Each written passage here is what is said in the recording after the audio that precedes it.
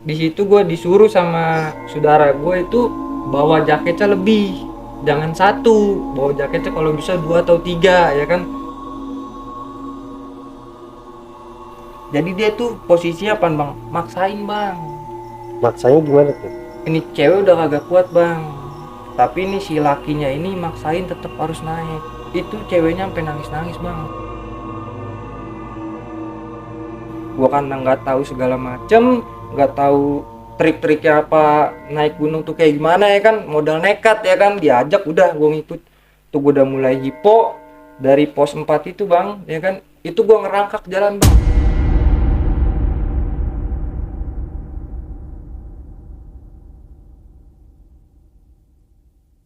Assalamualaikum warahmatullahi wabarakatuh. Kembali dengan gue Haris Setiawan dalam channel Balai Production. Di dalam sesi Balai Pendakian. Malam ini gue kedatangan narasumber dari Bogor yang mau menceritakan pengalaman pendakiannya. Tapi sebelum kita mulai, yang ngopi sediain kopi, yang ngerokok sediain rokok, yang cemilan sediain cemilan. Jangan kemana-mana, tongkrongin terus videonya.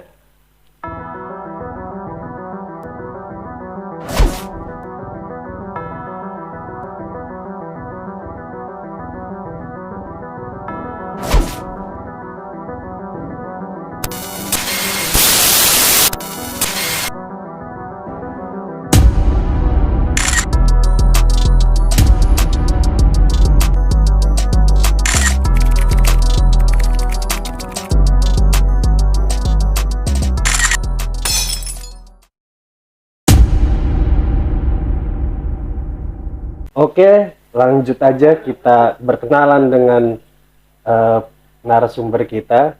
Dengan siapa? Bang Dino Bang Dino. Bang Dino mau ceritain apa nih Bang Dino? mau ceritain pengalaman pendakian bang, tuh baru pertama kalinya, baru benar-benar pertama kalinya gue tuh ngedaki gunung. Oh. Pertama kalinya pisan.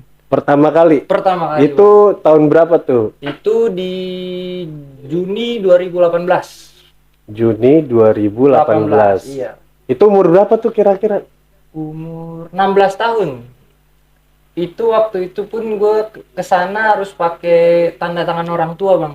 Di atas materai, karena kan sebelumnya gue nggak punya KTP. Oh gitu. Jadi harus ada tanda tangan orang tua di atas materai, perjanjian kalau gue diizinin gitu, karena kan gue belum punya KTP. Oh. Makanya harus ada itu. Kalau gue ada KTP nggak perlu lah pakai kayak gitu ya kan. Bener. Berarti kan umur gue udah cukup jatuhnya kalau misalkan udah ada KTP. Nah, surat perjanjian itu untuk apa tuh? Untuk gua kasih ke pihak basecampnya bang, dari ke pihak apa, si maksinya itu gua kasih.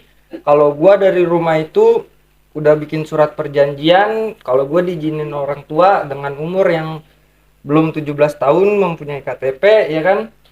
Kalau gue bawa diizinin sama orang tua, dibolehin mendaki, makanya di situ ada tanda tangan di atas materai. Kalau gue tuh boleh gitu. Oh itu, jadi tujuannya itu tuh ya? Ya tujuannya itu. Oh, terus kira-kira berapa orang tuh pendakian waktu itu? Waktu itu gue mendaki 5 orang bang dari Bogor. Siapa aja tuh? Waktu itu gue berangkat ada 5 orang bang.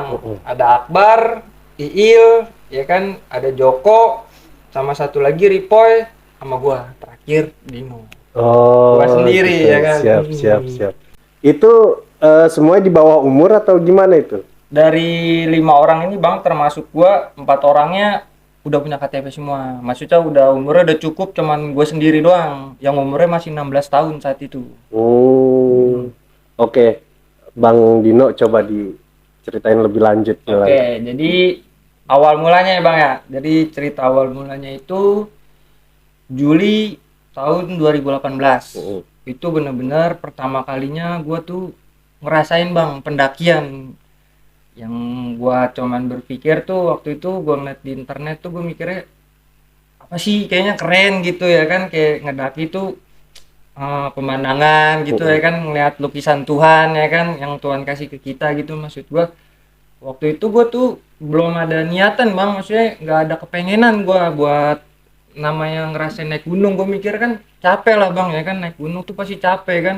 Gue mikir mendingan di rumah ya kan, rebahan ya kan, ngapain harus naik gunung, capek gue mikir ya kan. Jadi kaum rebahan ya. Itu dia bang, mikirnya enak-enak aja lah ya kan. Cuman gue dipaksa waktu itu sama saudara, ayo ikut kata dia gitu. Waktu itu gue ngedaki ke Gunung Merbabu bang. Merbabu itu via Selo gue. Biasa lo. Via Selo itu maksudnya jalurnya via Selo ya kan. Waktu itu gue itu berangkat berlima naik kereta bang. Naik kereta dari stasiun Pasar Senen sampai stasiun tujuan akhirnya itu Solo Jebres. Oh iya. Nah, jadi sebelum gua pendakian itu bang ya kan prepare lah, ya kan prepare semua segala macam. Gua di situ karena ibarat kata baru pertama ya kan bang, gua di situ gua beli keril, gua bela-belain tuh bang, gua beli keril, gua beli jaket ya kan, gua siapin semua ya kan bang. Cuman di situ gua disuruh sama saudara gua itu bawa jaketnya lebih, jangan satu, bawa jaketnya kalau bisa 2 atau 3 ya kan, karena medan di sana juga kan cuacanya lagi pas banget, lagi dingin-dinginnya bang waktu itu, kok nggak salah iya lagi dingin-dinginnya itu. Sebelum gua jalan itu bang, apa banyak banget kayak apa ya, kejanggalan-kejanggalan yang gue dapetin tuh bang. Kayak contohnya aja waktu itu emang orang tua kan sebenarnya tuh nggak ngebolehin, cuman karena gua maksa akhirnya dibolehin, dibikinin lah surat itu ya kan, di atas tanda tangan materai itu. Dari situ aja orang tua nggak ngebolehin, sebenarnya udah tanda kutip tuh udah bahaya bang ya kan. Tahu Oh. sendiri naik gunung kalau tanpa izin orang tua kan malah bahaya ya kan. Enggak cuma naik gunung tuh. Semua Ya kan? hal juga. Semua hal kalau doa orang tua udah nggak boleh, jangan harusnya ya kan. Iya. Cuman di situ gua ngebatu bang, kayak gua kira gua berangkat. Kalau mau tahu itu bang, H-1 karena Merbabu itu samping-sampingan sama Merapi bang ya kan. Posisi itu gua udah mesen tiket bang. Gua udah mesen tiket ya kan dari Pasar Senen sampai ke Solo Jebres. Gua udah posisi pesen tiket ya kan. H-1 ya bang, itu Merapi gempa. Hah?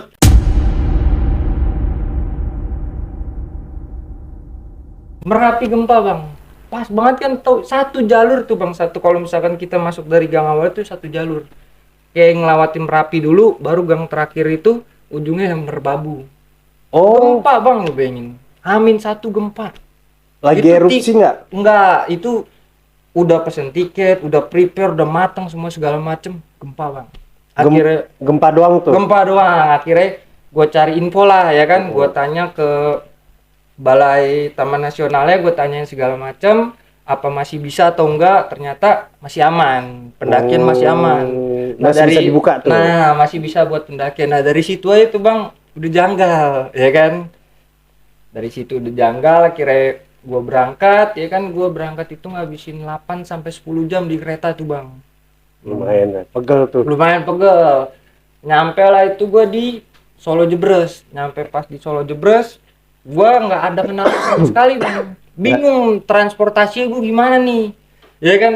Akhirnya cari sana kemari, hubungin sana kemari, dapet lah ya kan, travel dengan nominal lah lumayan ya kan, daripada gua harus ngeteng-ngeteng karena gua nyampe kan juga itu subuh bang, ribet ya kan. Mau nggak mau gua pakai travel buat ngangkut 5 orang itu termasuk gua ya kan. Nggak cerita, gue nyampe lah nih bang ya kan, gue nggak langsung ke base camp bang, jadinya Jadi gue ditolong sama tuh orang buat ke rumahnya dia dulu, ditampung jadi bang. Oh. Ditampung dulu tuh gue bang sama dia di rumahnya ya kan. Rumah warga. Nah ya rumah si travel ini, tapi jarak itu nggak jauh kok bang, jarak itu di bawah kakinya, ibarat kata di bawahnya gue tinggal naik ke atas itu udah Merbabu ya kan, udah jalur pendakian via Selo itu. Udah begitu ya kan, gua daftar semua segala macam ya kan, dan di situ pun ternyata pendakian apa bang, ternyata gua tim pertama bang, tim pertama yang hari itu naik jam 8 pagi, gue inget banget. Nggak ada tim lagi bang, tim gua doang itu 5 orang. Lu bayangin bang, dengan mental yang nggak punya apa ya, yang Nggak cukup. iya yang nggak cukup ya kan, deg-degan juga, nggak punya pengalaman apa-apa ya kan, keterbatasan lah semuanya kan bang. Kira gua ngedaki, nah gua ngedaki itu tuh bang berlima, gue inget banget dari pos 2 sampai ke pos 3 bang. Dari pos 2 itu bang ada burung bang, itu burungnya warnanya warna hitam. Burung apaan tuh? Waduh gua nggak tahu dan nama burungnya, maksudnya gua nggak tahu itu burungnya burung model apa ya. Tuh burung hitam turun di depan gua bang, pas banget gua lagi istirahat, gua lagi nyantai nih berlima ya kan di jalur, gua lagi duduk, tuh burung turun bang, jaraknya itu cuma 5 meter dari gua. Nah karena gua nggak tahu ya kan, gua busa tuh burung khusus, cuman nggak kabur bang, terbang begitu turun lagi ya kan. Akhirnya saudara gua ngomong udah biarin aja kata dia ya kan. Oh yaudah kata gua. Nah ternyata itu burung ya kan ngikutin bang, kayak mimpin gua jalan. Itu burung kayak yang di lau kata orang-orang nggak sih? Waduh, gua nggak tahu karena kan gua waktu itu kan pertama juga ya kan bang, belum punya pengalaman lain-lain ya kan, baru pertama kali pisan ya kan. Nah udah tuh burung ngintilin ya kan sampai pos 3 bang, sampai pos 3 itu burung baru hilang ya kan, tuh burung hilang terbang. Nah di pos 3 tuh ada apa bang? Ada hal yang menjanggal yang gua bikin kesel banget. Jadi nih bang, ada sepasang bang, cewek sama cowok ngedaki, ya kan. Gua ketemu tuh kalau nggak salah di pos 3 dia udah nyalip bang posisinya. Posisi gua tuh ternyata dia nyalip ya kan, gua ketemu duluan tuh. Gua ketemu duluan sama nih orang. Jadi dia tuh posisinya apa bang? Maksain bang. Maksanya gimana tuh? Ini cewek udah kagak kuat bang. Tapi ini si lakinya ini maksain tetap harus naik. Itu ceweknya sampai nangis-nangis bang.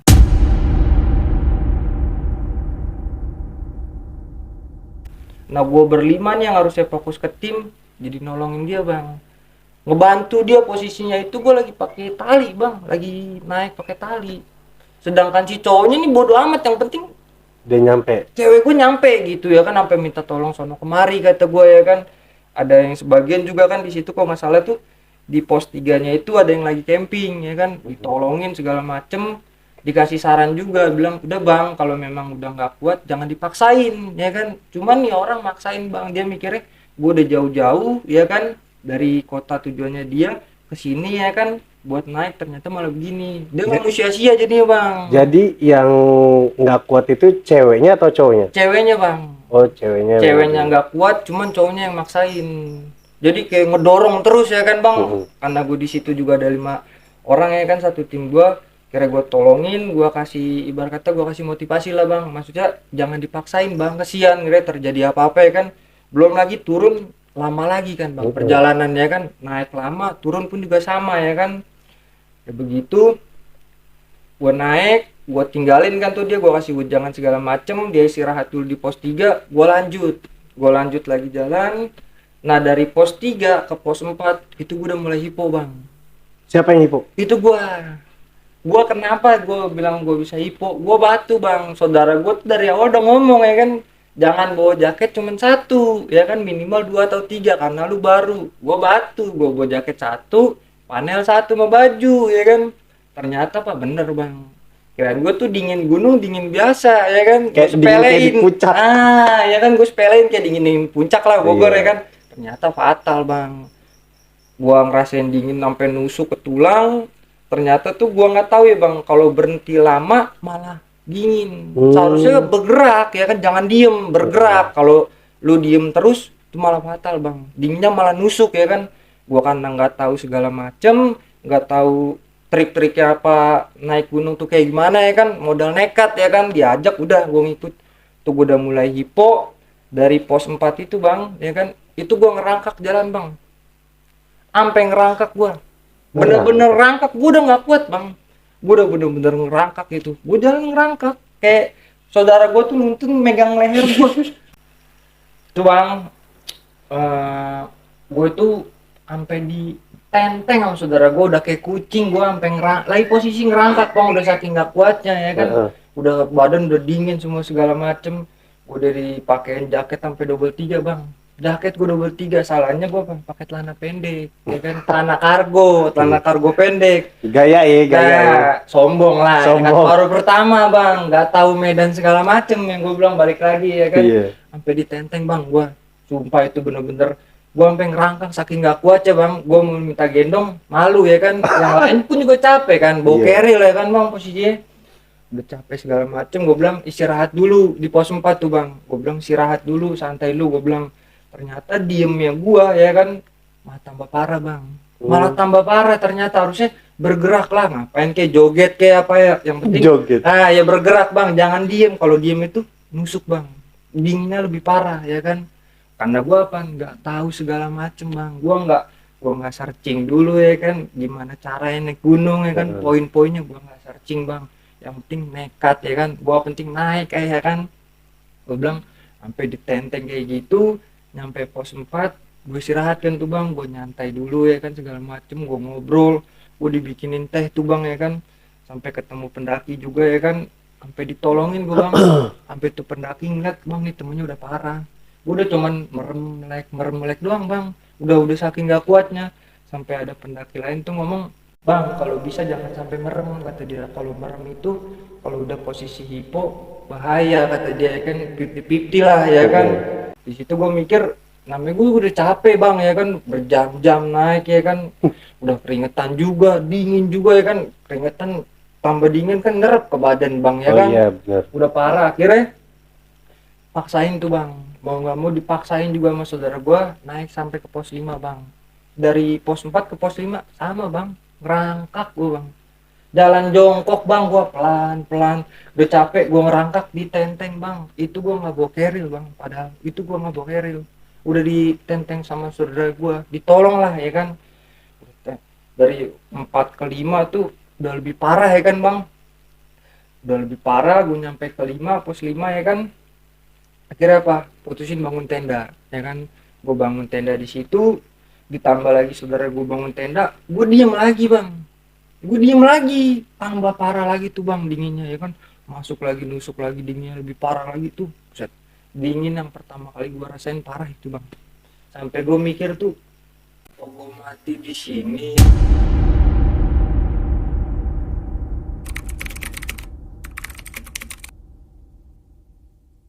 Gue sampai ngerasain kayak gitu bang. Buset, gue mikir apa gue harus turun, cuman gue turun makan waktu kan lebih lama lagi ya kan bang.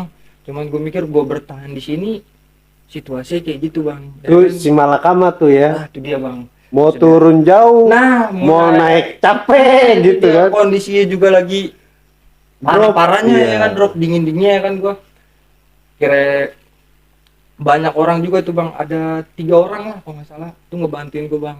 Saudara gue lagi ngebikin tenda, gue dibikinin teh semua segala macem, diselimutin sleeping bag bang. Tuh gue udah pucet bang, udah pucet, ini kantong mata udah hitam bang.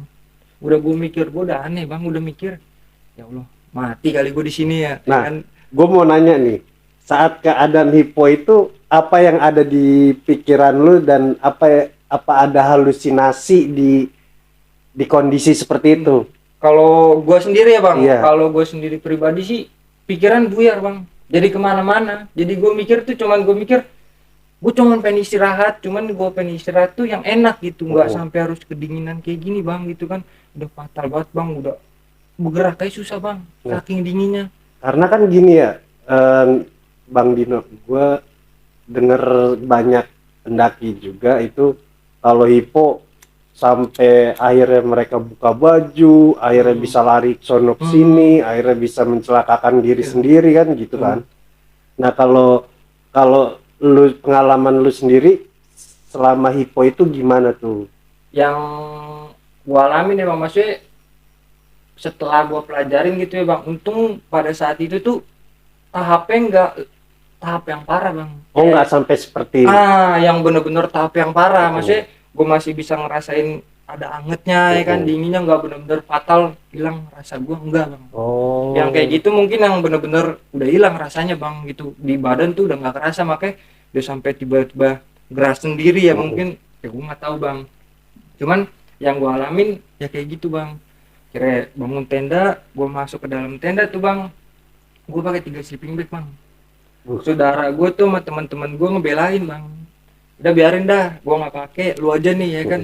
Gua pakai sleeping bag 3 bang ya kan, pakai sleeping bag 3. Akhirnya gua tidur, gua itu kebangun, gua inget banget tuh gua pakai jam tangan kan, gua kebangun jam 1:30 bang. 1:30 itu gue denger suara langka bang, suara langka orang mondar mandir itu rame banget bang. sedangkan itu jam setengah 2. Gue mikir apa orang-orang udah keluar mau summit atau gimana ya.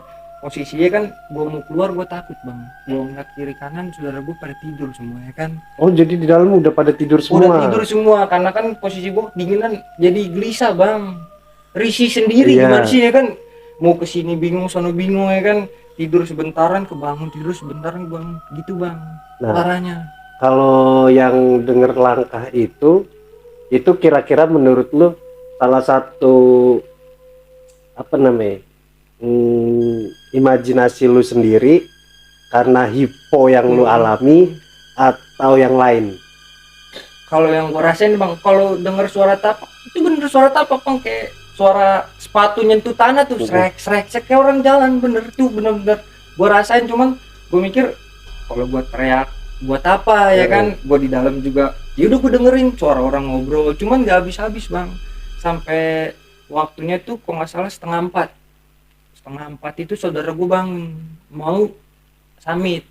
Posisinya summit itu dia berdua doang, yang sanggup berdua ya kan.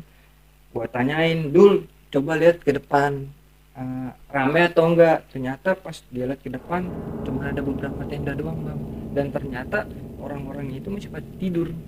Tuh masih tidur bang, nggak ada yang bangun. Ternyata yang pas saudara gue naik ke puncak turun lagi, yang naik ke puncak cuma dia doang, nggak ada orang bang.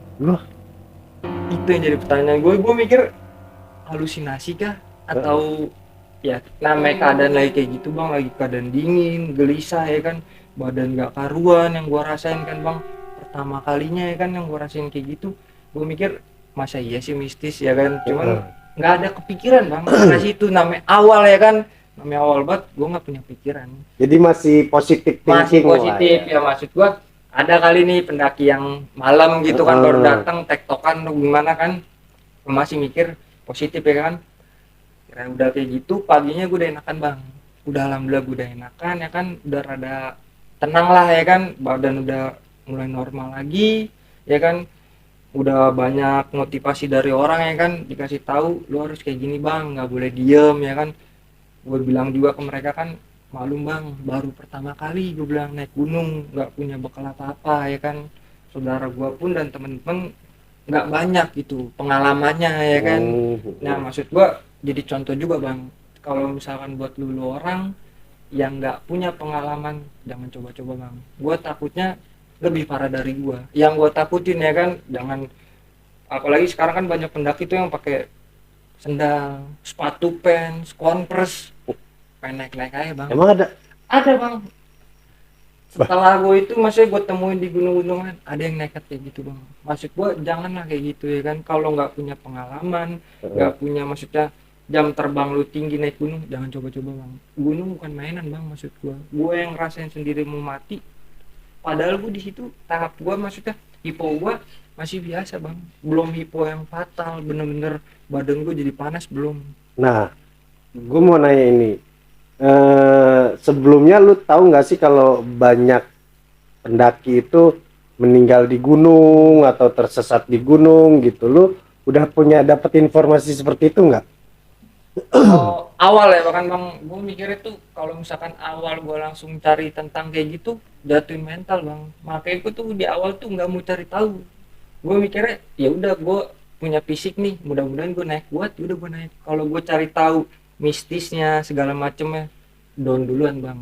Ya kan malah mental gue hancur duluan ya kan, malah ketakutan duluan kan. Makanya walaupun gue udah tahu kayak gitu, gue nggak mencari tahu lah, bodo amat, maksudnya bisa lah ya kan, walaupun maksudnya sekilas di sosial media kan pasti ada bang kayak cerita kayak gitu ya kan. Maksudnya gue nggak gubris, maksudnya bodo amat lah, semoga nih pendakian kali ini aman, normal. ada aja bang kendalanya. Pertama kali maksud gue itu yang parah bang, itu bener-bener parah, jadi pelajaran buat gue. Berarti nggak dapet summit dong ya? Nggak dapet sama sekali, mau mati malah bang, gue kedinginan, lu bayangin, boro-boro sakit mati yang gue pikirin bang, buset dah.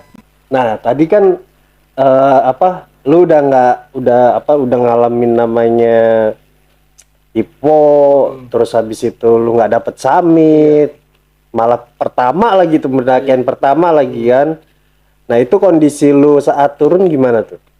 Alhamdulillahnya bang ya, pas kondisi gua saat turun tuh udah mulai membaik bang, maksudnya udah mulai sedikit banyak tuh itu udah fit lah, ditambah lagi kan motivasi dari yang lain juga ya kan, maksudnya udah jadi pelajaran buat gue ya kan, kondisi badan udah enak, turunnya kan lari gue bang, lari sombong gak tuh gue bang ya kan, gue lari bang, gue lari turunnya ya kan, jangan dicontoh maksud gue ya kan, Iya. karena posisi kan udah enak bang, badan udah enak, pengen buru-buru pulang ya kan, udah capek bang, badan udah capek, pegel segala macem, kagak mandi ya kan, sempak kagak diganti ya kan, maksud gua udah gua lari bang turun ya kan, jangan dicontoh kalau ini ya kan, oh gua turun lari bang ya kan, sampai di base camp alhamdulillah nggak ada kendala apapun, selamat, akhirnya lanjut lagi pulang ke Bogor gua bang. Nah, waktu udah sampai base camp, pengalaman lain dari temen-temen lu itu atau sama saudara lu itu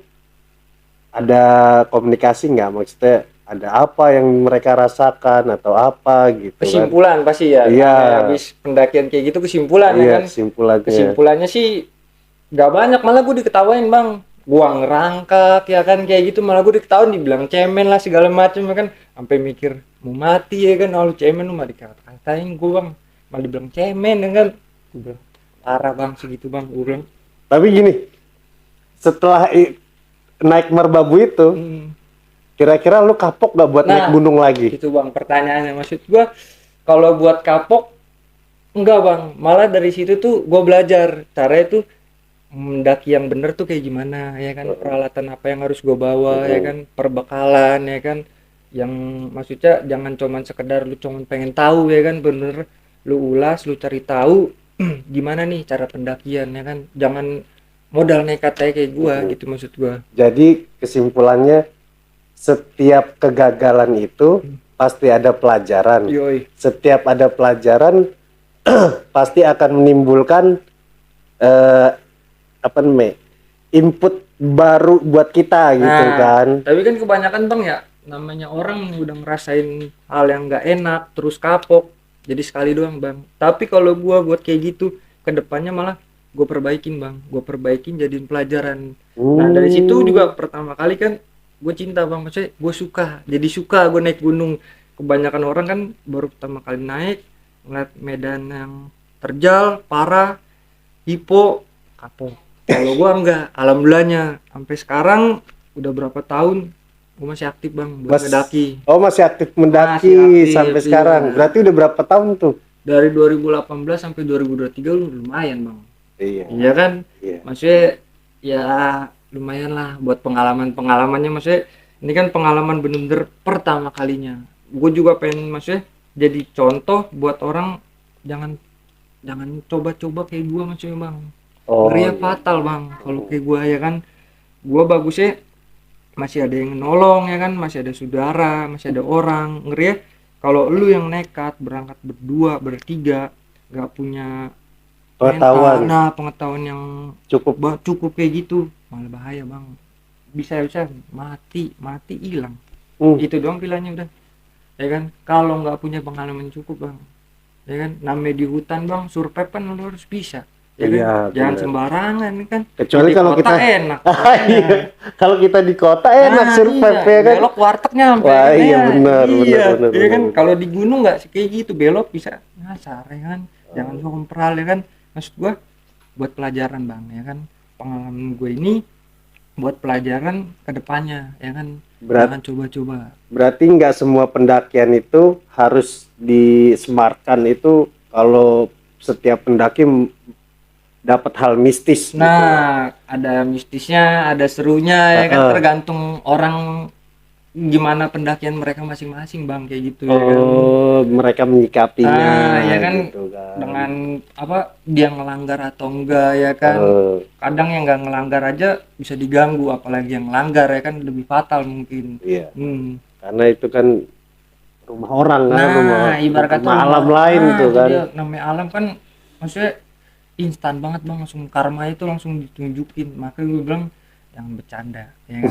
Jangan serius bercanda aja kalau udah di alam ya kan. Jangan coba-coba, maksud gua kayak gitu bang. Itu pengalaman gua bang, pertama kalinya maksud gua, buat pelajaran bang ya, maksud gua sedikit banyaknya kayak gitulah ya kan.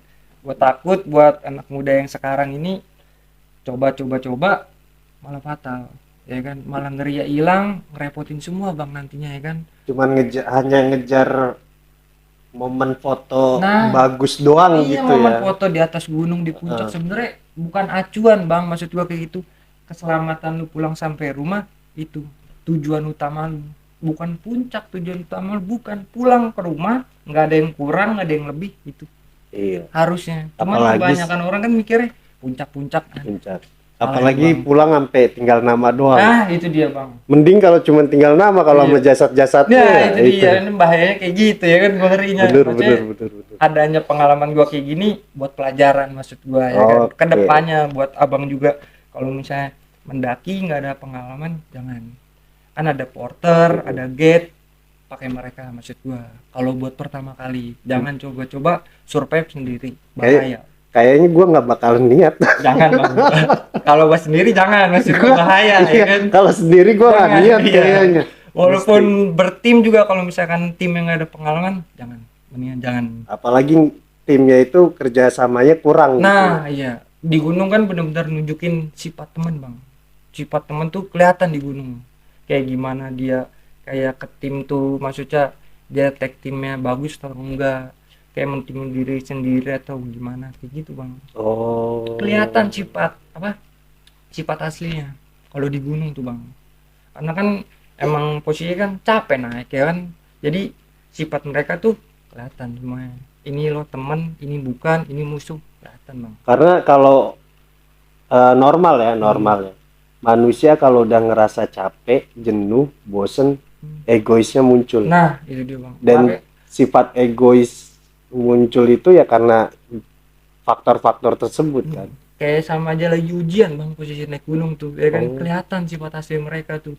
Yang biasa di kota baik ya kan, Hah? nyantai, peduli teman, begitu di gunung mikirin diri sendiri, kayak gitu bang. Makanya tim juga perlu menurut gua, punya tim yang baik ya kan, manajemen semua segala macem. Intinya nggak ada pengalaman jangan coba-coba. Jadi gitu cerita gua bang. Oke. Oke, kita udah sampai di ujung ceritanya Bang Dino. Untuk teman-teman balai yang punya cerita pendakian, bisa share atau hubungin gue langsung di kontak berikut. Kita langsung duduk di sini ceritain semua pengalaman lu.